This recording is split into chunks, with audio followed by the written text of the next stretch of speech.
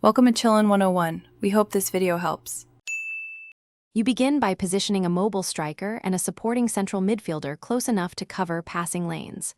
Once ready, use short passes to draw defenders out, then tap dash for a quick burst. 0. 5-second taps work best to maintain control. Make sure to time the dash toward gaps, not into traffic, because you want to force a defender to commit first. This initial pattern sets up your pressure windows and lets you exploit the moment the opponent overcommits. Once you've baited a heavy touch, dash in toward the ball carrier while using controlled jockey to angle their run.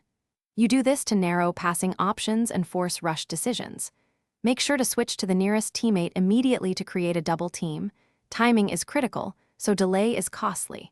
If the opponent tries one-touch passes, anticipate with short dashes and block lanes.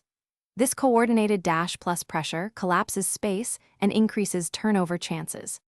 After you win possession, dash into the open channel for an immediate counter or lay off a safe pass to retain control. If your pressure fails, make sure to retreat quickly, pull back 2 lines and reorganize before chasing recklessly. Once done, analyze whether your dash timing was too aggressive.